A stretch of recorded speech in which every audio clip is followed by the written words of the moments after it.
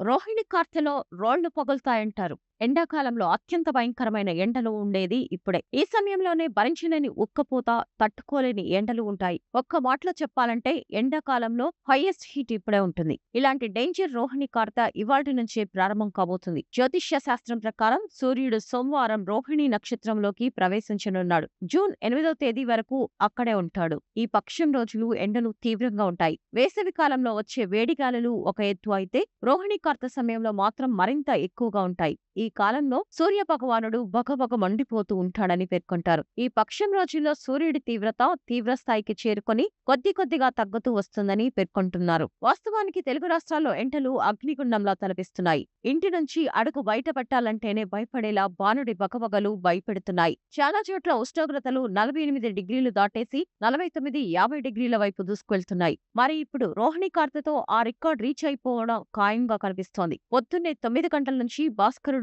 తన వేడి సగలను భూమిపైకి విసురుతున్నాడు. మధ్యాహ్నానికి ఎండ తీవ్రత మరింత పెరుగుతుంది. ఎండ తీవ్రతతో జనం పిట్టల్లా రాలిపోతున్నారు. తెలుగు రాష్ట్రాల్లోనే పదుల సంఖ్యలో జనం వడదెబ్బల్లో చనిపోయారు. అయితే వచ్చే వారం కూడా ఎండ తీవ్రత మరింత పెరుగుతుందని వాతావరణ శాఖ పేర్కొంది. ఇదిలా ఉంటే నిన్న ఏపీలో రికార్డు స్థాయి ఉష్ణోగ్రతలు నమోదయ్యాయి. చాలా చోట్ల టెంపరేచర్స్ 48 డిగ్రీలు దాటేశాయి. తూర్పుగోదావరి జిల్లా చిట్యాలలో అత్యధికంగా 48.3 డిగ్రీలు నమోదైంది. పల్నాడు జిల్లా పిడుగురాళ్లలో, అలాగే పశ్చిమ గోదావరి జిల్లా తణుకులో 48.1 డిగ్రీలు రికార్డైంది. 17 జిల్లాల్లోని 174 మండలాల్లో 44 డిగ్రీలు దాటాయి. మరో 4-5 రోజులు తీవ్రస్థాయిలో ఎండలు, వడగాలులు ఉంటాయి. తెలంగాణలో అత్యధికంగా కుమ్రంభీం ఆసిఫాబాద్ జిల్లాలో 46.5 డిగ్రీల ఉష్ణోగ్రత నమోదైంది. దాదాపు అన్ని ప్రాంతాల్లో 45 డిగ్రీలకు పైగా ఉష్ణోగ్రతలు నమోదవుతున్నాయి. దీంతో జనం ఇళ్ల నుంచి బయటకు వచ్చేందుకు జంకుతున్నారు. అయితే వడగాల్పుల తీవ్రత పెరిగే అవకాశం ఉందని జాగ్రత్తగా ఉండాలని వాతావరణ శాఖ అధికారులు తెలిపారు.